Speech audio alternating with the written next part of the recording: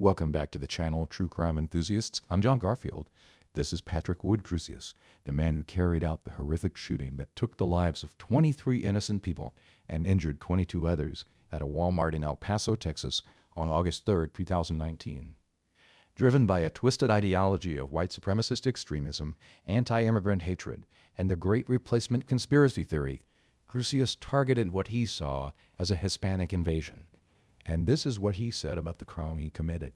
If I recall earlier, you said that you wanted people to know that you're not a white supremacist. Yeah, I just figured the media would call me white supremacist. I mean, you know what I'm saying? That's the de facto thing, so it's all in there. You just mentioned right now that you're Lots of autistic. stuff. Like what? Can you tell me? I mean, I'm just on the spectrum.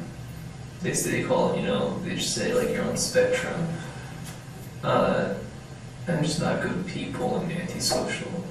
Okay. So they say Asperger's a lot. Okay. What else? Asperger's? Just antisocial behavior. Okay. And you said you're autistic? One thing even stranger is the sensation he described during the act, detached, almost robotic, as if compelled by forces beyond his control. No, in San Antonio. Oh, in San Antonio. I'm in San Antonio. What about El Paso? Have you ever been to El Paso before? No. Okay. So this is your first time? I don't think so. I can't think of a reason why I would have come here. What do you think about this? Is it a genuine mental health crisis or a convenient excuse to evade full accountability? Another key factor we'll dive into is how he accessed knowledge about terrorism through the internet, specifically the ease of diving into unregulated echo chambers like 4chan and 8chan, where extremist content spreads unchecked. This phenomenon highlights a broader societal failure, how online radicalization turns isolated individuals into monsters, raising questions about tech companies' responsibility and the unchecked flow of hate speech. Most infuriating of all, there's no death penalty here, despite Crusius causing more deaths than cases like Dylan Roof's Charleston church shooting, with 9 killed, sentenced to death, or Robert Bowers's Pittsburgh synagogue attack, with 11 killed, also death row. Why? Plea deals to avoid lengthy trials, his documented mental illnesses complicating executions, massive costs, over $6 million already, and policies under the Biden administration pausing federal executions. But this begs the question, why can't the justice system hit harder on these cases? Is there a turning point ahead as states push to reinstate the death penalty more aggressively? Or is it all tied to lax gun policies, where mass shootings are weaponized to debate reforms while victims become pawns? Are we just collateral damage in a broken system? Don't forget to like this video if it got you thinking, share it with fellow true crime fans, drop your thoughts in the comments below. What do you make of his mental health claims or the lack of a death sentence? And subscribe for more deep dives into the darkest cases. Now, let's jump into the main content of today's video. It all began in the quiet suburb of Allen, Texas, where Patrick Wood Crusius, a 21-year-old man living with his grandparents, slipped out of the house around midnight on August 2nd, 2019. He climbed into his car and embarked on a grueling drive westward, covering more than 650 miles, about 10 hours on the road, to reach El Paso. He stopped twice along the way, once for gas and once for energy drinks, fueling himself for what lay ahead. Why such a long journey? Crusius had chosen El Paso deliberately, a border city with a large Hispanic population aligning with the twisted ideology he'd been nurturing. As he neared his destination in the early morning hours of August 3, Crusius made a calculated move to broadcast his intentions. About 19 minutes before the violence erupted, he uploaded a 4-page manifesto titled The Inconvenient Truth to the online forum 8chan, now known as 8kun. In it, he outlined his extremist views, railing against immigration and explicitly targeting Mexicans as part of what he saw as a demographic threat to white Americans. The document echoed conspiracy theories like the Great Replacement, claiming non-white immigrants were eroding the nation's cultural and political fabric. This wasn't just a rant, it was a declaration of motive, posted to ensure his actions would be framed in the context of his ideology. Investigators later confirmed he wrote it himself, drawing from online echo chambers he'd frequented. How did a young man from a comfortable suburban life absorb such poison so thoroughly? And why post it so close to the act? Did he crave notoriety, or was it a final justification to himself? The attack unfolded with chilling efficiency at the Walmart Supercenter near Cielo Vista Mall in El Paso, a bustling spot on a Saturday morning. At 10:38 a.m., Crusius pulled into the parking lot armed with a semi-automatic AK-47 style rifle he'd purchased legally online 2 months earlier. He exited his vehicle and began firing methodically, targeting shoppers as they went about their routines, families picking up school supplies, people grabbing groceries. Over the next 3 minutes until 10:41 a.m., he shot at 45 individuals in total. The chaos was immediate. Screams echoed through the aisles, people scattered for cover behind cars and shelves, some shielding loved ones as bullets flew. Crusius moved with purpose, reloading as needed, his focus on inflicting maximum harm. In the end, 23 people lost their lives, some dying instantly, others succumbing later to their injuries in hospitals, and 22 more were wounded. The victims were diverse, including Mexican nationals across the border for a day of shopping, underscoring the racial animus at the heart of his plan. He had no personal connection to any of them. His relationship to the victims was purely ideological, viewing them as symbols of the invasion he despised. But consider this. In those frantic minutes, did any bystander notice him approaching? Could a single alert have altered the outcome? The rampage ended almost as abruptly as it started. Crusius didn't flee or resist. Instead, he drove away from the scene briefly, then pulled over at a nearby intersection and surrendered to responding officers without a fight. As police approached, he calmly identified himself as the shooter and stated his goal plainly: to kill Mexicans. Handcuffed and taken into custody, he showed no remorse in those initial moments, his confession aligning perfectly with the manifesto he just posted. This swift capitulation raises questions. Why give up so easily after such destruction? Was it part of a larger plan to amplify his message through the media, or simply the end of his scripted act? These events, pieced together from surveillance footage, survivor accounts, and Crusius's own admissions, paint a picture of premeditated terror driven by hate. But as we wrap this section, I promise we'll uncover more in the coming parts. The mysteries of how his radicalization took hold unchecked, why no one intervened despite warning signs, and just how easily he accessed the tools and ideas that led here. Where were his parents during those formative months, and why didn't they see the storm building? Stay with me as we explore those lingering shadows. Before we dive deeper into the unfolding events of this case, one thing we need to focus on is how he developed his twisted ideology and where he acquired the skills and weapons so quickly, something hard to imagine for a 21-year-old. And most importantly, where were his parents in all this? I started by piecing together Patrick Wood Crusius's early life from school records, family statements, and court filings. He came into the world on July 27, 1998, in Allen, Texas, a well-off suburb just outside Dallas where families like his enjoyed quiet streets and good schools. Crusius grew up in that environment, but signs of trouble appeared early. He graduated from Plano Senior High School in 2017, then enrolled at Collin College that fall, sticking with it until spring 2019. During those years, he held down a few unstable jobs, like stocking shelves at a supermarket, but nothing stuck. He lived with his grandparents for about 6 weeks before the incident, drifting without steady income. People who knew him described a loner, isolated, rarely talking, often bullied at school. And there was the mental health history. Diagnosed as a child with schizoaffective disorder, which brought auditory and visual hallucinations. It wasn't a condition that screamed violence, but it painted a picture of someone disconnected from the world around him. How did that isolation feed into what came next? Did the bullying push him inward, toward screens where no one judged him? As I dug into his radicalization, it became clear the process unfolded online, away from prying eyes. From 2018 into 2019, Crusius spent hours, up to 8 a day, on his computer, diving into extremist sites like 4chan and 8chan. These weren't casual visits. He immersed himself in alt-right forums, absorbing ideas that twisted his worldview.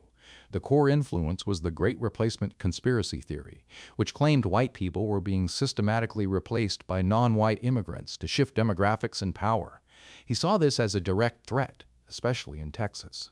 The Christchurch mosque shootings in New Zealand earlier that year inspired him. He referenced them in his writings, seeing the shooter as a model.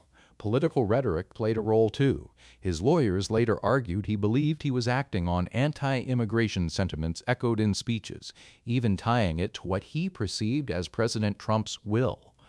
The manifesto he wrote reflected this mix: racist views against Hispanics, elements of eco-fascism, blending environmental concerns with fascist ideology, and a fixation on stopping a Hispanic invasion.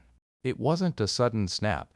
It built gradually through anonymous posts and threads that reinforced his fears. But why did these ideas take root so deeply in someone already struggling mentally?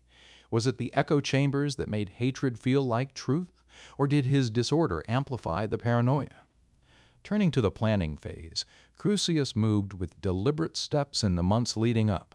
In June 2019, he bought a semi-automatic AK-47 style rifle online, picking it up at a dealer in Allen. No red flags raised there. It was legal, no background issues. He chose El Paso for its large Hispanic community, planning the 650-mile drive to target what he saw as the heart of the invasion. He wrote the manifesto ahead of time, framing it as an explanation for his actions, and acted alone, no accomplices in sight. The relationships here were abstract, no personal grudges against victims, just ideological vendetta against a group he dehumanized. His motive tied back to that online-fueled hate, seeing the attack as a defensive strike. Yet, as I reviewed the timeline, one question lingered: how did a young man with no criminal record assemble this so efficiently? Did the ease of buying the gun online play into his confidence? Now, about his parents. They weren't absent, but distance and denial kept them on the sidelines. Crusius wasn't living with them before the attack. He'd moved in with his grandparents, Larry and Cynthia Brown, in Allen. His mother had worries, though. A few weeks prior, she called the Allen Police Department, concerned about her son owning an AK-47 style gun. She felt he lacked the maturity or skills to handle it. But she didn't give his name, and the officer explained it was legal for him to own it. That ended the conversation, no follow-up. After the shooting, the family expressed devastation through statements, praying for victims and calling it a shock. They hadn't seen overt threats. To them, he showed no unusual signs. Crusius's isolation helped. He lived in his car or temporary spots after leaving his grandparents, cutting daily contact. His radicalization stayed online, normalized as just internet time or gaming addiction. No direct red flags like threats or prior violence. In crime psychology terms, he leaked plans digitally but hid them from family. Legal barriers factored in too. The police reassurance might have eased her mind, and unconscious denial made it hard to connect dots like the gun purchase, silence, and screen time into a murder plot. Where were they during those critical weeks? Physically far from El Paso, about 700 miles away, and emotionally, perhaps hoping it was overblown worry. Did that call to police represent a missed chance, or was the system stacked against intervention? As we close this look into his background, I promise we'll uncover more in the parts ahead, the shocking discoveries police made during the investigation, and the surprisingly superficial handling in the trial. Could mass shooting cases be overlooked to serve as a stepping stone for pushing gun control policies? Stay with me as we explore those lingering shadows. Back to the case. Let's join me in uncovering the horrific things that the investigators found when they delved into the evidence, and most importantly, the strangely superficial trial process of this case. I started by reviewing the immediate aftermath from police body cam footage and arrest reports. Right after the gunfire stopped on August 3, 2019, Patrick Wood Crusius drove a short distance from the Walmart parking lot and pulled over at an intersection. He stepped out of his car with his hands up, surrendering to officers without any resistance. In those first moments of custody, he didn't hesitate to confess, telling the police his aim was to target Mexicans in what he saw as a direct response to an imagined invasion. This admission set the tone for everything that followed, a clear ideological motive rooted in hate, with no personal ties to the victims beyond his distorted view of them as threats. But why confess so readily? Was it arrogance, or did he want his message amplified through the system? As the investigation ramped up, I pieced together details from FBI affidavits and local police logs. El Paso police and federal agents swarmed the scene, securing surveillance videos that captured Crusius entering the store and opening fire.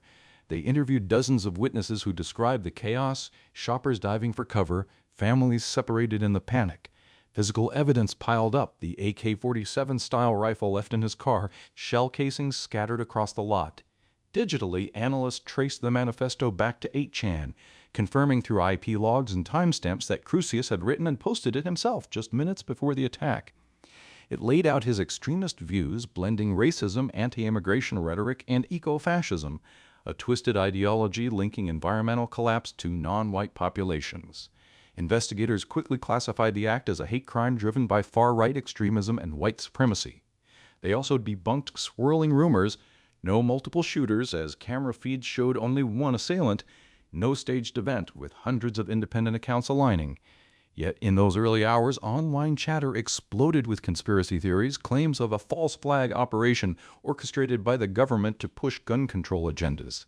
How did these baseless ideas spread so fast, muddying the waters for grieving families? Diving deeper into those theories, I found they echoed patterns from other mass shootings. Some online fringes argued the El Paso attack was fabricated or ignored in parts to serve political ends like stricter firearm laws. Proponents pointed to the shooter's quick surrender as too clean, or alleged manifesto edits by authorities, none backed by evidence. In fact, forensic experts verified the document's authenticity through metadata. Similar hoaxes surfaced after Sandy Hook and Parkland, where theorists claimed crises were staged to erode Second Amendment rights, often amplified on sites like 4chan or Reddit. But investigations, including FBI reports, consistently dismantle these. No deep state involvement, just lone actors radicalized online. Still, the persistence raises questions. Does dismissing them outright fuel more distrust, or is the real danger in how they distract from addressing root causes like easy gun access? In Crusius's case, his legal purchase of the rifle highlighted gaps in the system, yet theorists twisted that into proof of a setup. Shifting to the federal proceedings, I examined court transcripts starting from February 2020 when prosecutors hit Crusius with 90 charges, 23 hate crime murders, 22 injury counts, and firearm violations. The case dragged amid pandemic delays, but by January 2023, the Department of Justice opted not to seek the death penalty, a move tied to a broader federal moratorium under the Biden administration. Crusius partially pleaded guilty the next month, and on July 7, 2023, a judge sentenced him to 90 consecutive life terms. No lengthy trial, just a plea deal that ensured perpetual incarceration. Why avoid capital punishment? Was it to spare victims' families prolonged agony, or something more calculated? The state-level process felt even more streamlined as I reviewed Texas filings. Scheduling began in September 2024, but by March 2025, new prosecutor James Montoya dropped death penalty pursuit, citing costs, already $6 million by then, and mental health concerns from Crusius's schizoaffective diagnosis. On April 21, 2025, he pleaded guilty to 22 capital murders and assaults, landing life without parole. Again, no drawn-out courtroom drama, swift closure, but superficial in depth. Did this efficiency overlook deeper scrutiny of his radicalization? As we wrap this section, I promise we'll explore more in the coming parts, the lingering mysteries of his final sentence and the broader issues it raises. With several states pushing to reinstate or expand death penalties, could Crusius's case see a reversal, or will it stay sealed in life terms forever? Stay with me as we confront those shadows. Moving to the current status of this case, let's walk through the final sentence Patrick Wood Crusius received, and why the death penalty, something that seemed almost inevitable given the scale of the crime, turned out to be much harder to secure than most people assume. After the federal plea in July 2023, Crusius got hit with 90 consecutive life sentences, one for each of the 23 hate crime murders, plus the injuries and firearm counts. No parole possibility. Then, in the Texas State Court on April 21, 2025, he pleaded guilty to 22 counts of capital murder and aggravated assault. The judge handed down life without parole on each murder charge, to run concurrently with the federal terms. He now carries inmate number 02552553 in the Texas prison system. The paperwork is clear: he will never walk out free. The only way he leaves prison is in a coffin. That outcome locks him away for good, but it came without the courtroom drama many expected. No drawn-out death penalty phase, no parade of witnesses debating his fate. So why did the state and federal prosecutors step back from seeking execution? First, the mechanics of a capital case in the U.S. demand perfection. To impose death, all 12 jurors must agree unanimously, 12 out of 12, no exceptions. One holdout, often swayed by evidence of Crusius's long-standing schizoaffective disorder, hallucinations, and childhood mental health treatment, can force life instead. Defense attorneys hammered that angle hard. Second, even if a jury votes death, the appeals process stretches 15 to 20 years on average, with multiple layers of review that cost taxpayers millions. By early 2026, this case had already burned through about $6 million. Third, at the federal level, the Biden administration's Department of Justice placed a moratorium on executions while reviewing protocols. No new death sentences moved forward during that window. Finally, the plea deals themselves sealed the deal. Crusius agreed to plead guilty in exchange for dropping the death penalty pursuit. Prosecutors got guaranteed permanent incarceration without the risk of a hung jury or decades of appeals. Many victims' families supported the move. They wanted finality so they could start healing instead of sitting through years of hearings. The broader takeaway from this case hits hard. We see how mental health history, the high bar for unanimous death verdicts, runaway costs, and the raw desire for closure can override the instinct to pursue the ultimate punishment, even in a massacre driven by documented hate. The system delivered a sentence that removes Crusius from society forever, yet it sidestepped the electric chair or lethal injection.